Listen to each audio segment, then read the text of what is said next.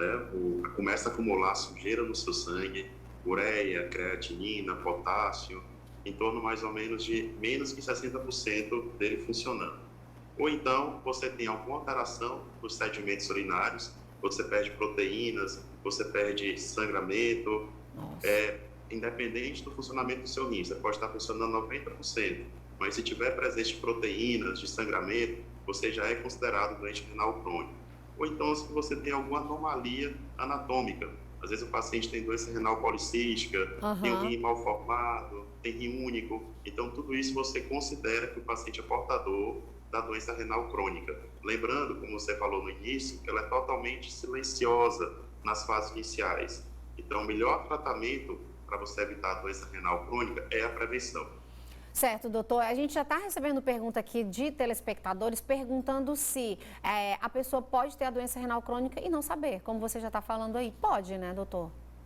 Pode sim. Nos estágios iniciais, quando o funcionamento ainda é em torno até de 50%, 40%, ela é totalmente silenciosa. Não dá sinal, não dá sintoma, a pessoa pensa que está tudo bem e, no entanto, o rim vem sofrendo, vem sendo agredido ao longo do tempo. Por isso que é primordial você, pelo menos uma vez por ano, fazer creatinina, sumário de urina e ultrassom dos rins, para verificar se está tudo bem com seus rins. Certo, doutor. E que sintomas as pessoas começam a ter, ela está perguntando aqui, para saber se tem doença renal crônica ou não? Pronto. No estágio um pouco mais avançado, quais são os principais sintomas, os principais sinais? É o inchaço, é o edema, porque a pessoa não consegue mais eliminar os líquidos da forma correta. Então, a pessoa começa a inchar, principalmente os membros inferiores, perto do olho, região testicular, começa a apresentar aumento do volume, o inchaço. Além disso, pode ter queda do estado geral, perda do apetite, náuseas, enjoos. Então, toda vez que ela vai se alimentar, ela sente o estômago cheio, ela quer enjoar, quer vomitar, tremores, câimbras. Então, tudo isso pode ser sintoma de que o seu rim não anda bem, e já no estágio um pouco mais avançado.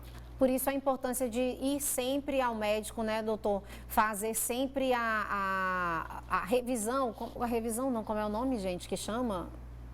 O check-up. Avaliação e check-up, né, doutor? Exatamente. E outra coisa, às vezes o paciente chega para a gente, já está doença renal estágio 3, estágio 4, a gente organiza as medicações, ele melhora um pouco e acha que está curado e não retorna mais para o acompanhamento. Isso é grave, por quê? Porque a doença renal crônica, por definição, ela é progressiva e irreversível.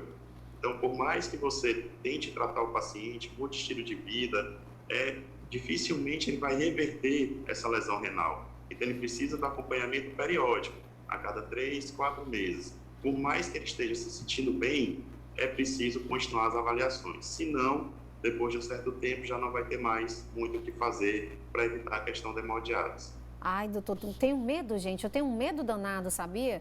Por isso que eu estou sempre me cuidando, eu estou sempre bebendo água, eu estou sempre nessa constância de cuidados, como o doutor já trouxe pra gente. Doutor, tem mais perguntas de telespectador. Você pode mandar mensagem pro nosso 9411-7777, tá, gente? É melhor do que você mandar pro meu Instagram, tá bom? Ó, tem aqui. Bom dia, eu já tive fortes dores nos rins, umas crises, eu posso ter doença renal?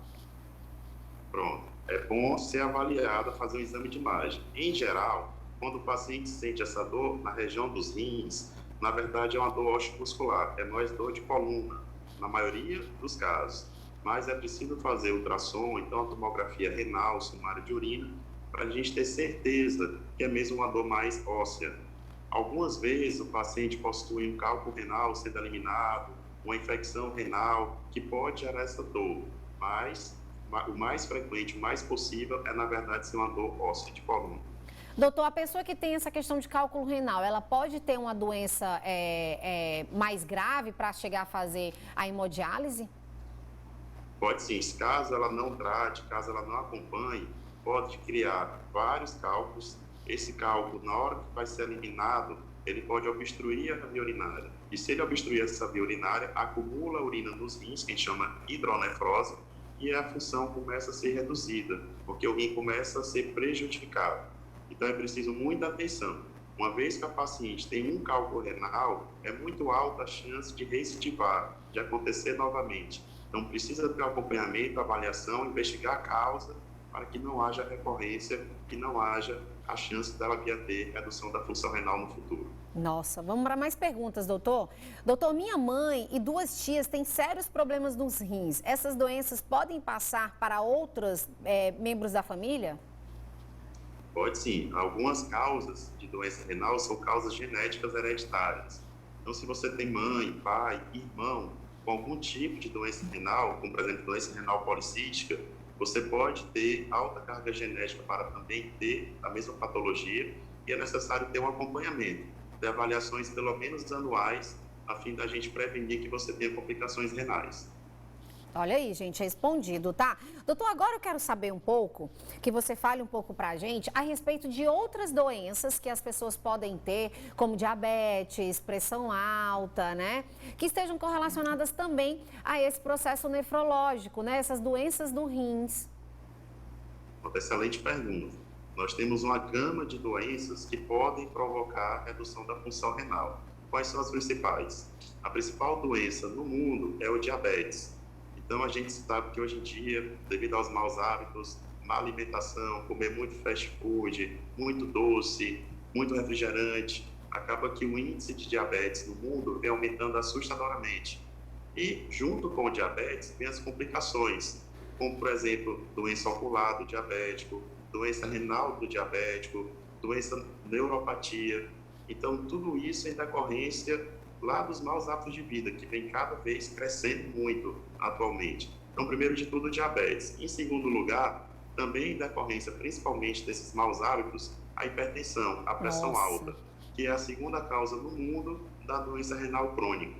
Além disso, nós temos causas um pouco menos frequentes, mas não tão menos importantes, como, por exemplo, lúpus, hepatite B, hepatite C, o próprio HIV, cardiopatias, insuficiência cardíaca, tudo isso pode levar a complicações renais. Até mesmo porque, às vezes, não é nem a própria doença em si, mas as medicações que você tem que usar para tratar essa doença. E sobrecarrega, né, doutor?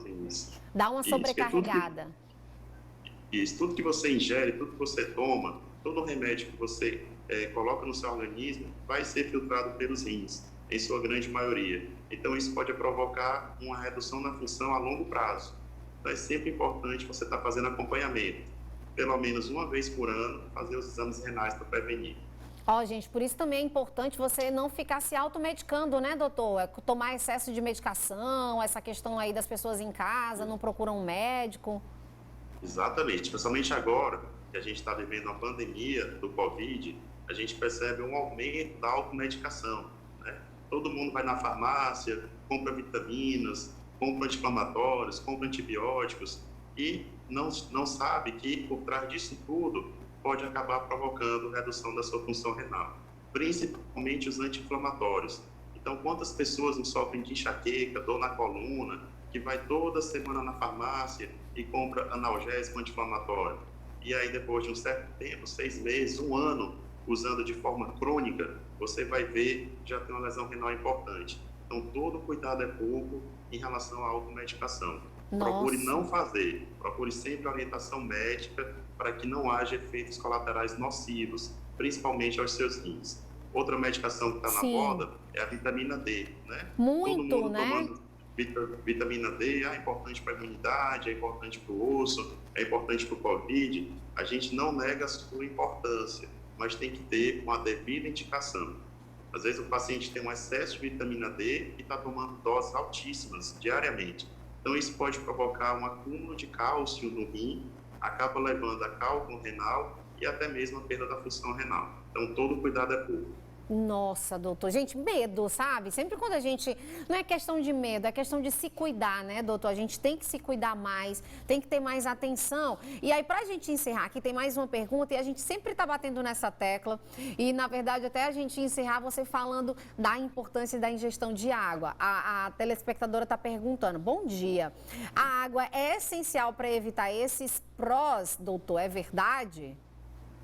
É verdade. A água é super essencial. A gente faz analogia que a água está para o rim, assim como o combustível está para o seu carro. Se você não coloca combustível no seu carro, ele não vai funcionar. A mesma situação em relação aos seus rins. Se você não bebe água da forma adequada, o que é que acontece a longo prazo? O seu rim vai começar a sofrer. vai começar a perder função e pode gerar uma doença renal crônica no futuro, além de induzir a infecções urinárias e a cálculos renais. Então, procure ingerir pelo menos 2 litros de água todos os dias. Olha só, e não gente. adianta só você chegar em casa à noite e beber 5, 6 copos de água. Tem que ser uma ingesta hídrica ao longo do dia, de manhã, de tarde e de noite, para que seu rim funcione cada vez melhor. Doutor, a gente está sempre batendo nessa tecla, né? Mas é impressionante, as pessoas não bebem água. Doutor, última perguntinha aqui para o pessoal de casa também, a respeito da pediatria nefrológica, tá? Que eu estou sempre falando aqui também, junto com os meus telespectadores, que as mães hoje em dia também deixam muito de lado, não se preocupam tanto com as crianças. E isso hoje em dia também está muito recorrente, né? Crianças com problemas renais. Exatamente, a criança já pode nascer com alguma predisposição a vir a ter alguma alteração renal, ela pode ter episódio de infecção urinária de repetição, já que a higiene pode não ser tão adequada assim. Também pode haver uma redução da ingesta hídrica, às vezes a mãe não se atenta a estar sempre estimulando a criança a estar bebendo água, isso pode ocasionar danos renais. Então também, tanto a criança como o adulto, é importante, pelo menos uma vez por ano, ter atenção quanto à função dos rins. Tá aí, doutor. Olha, doutor,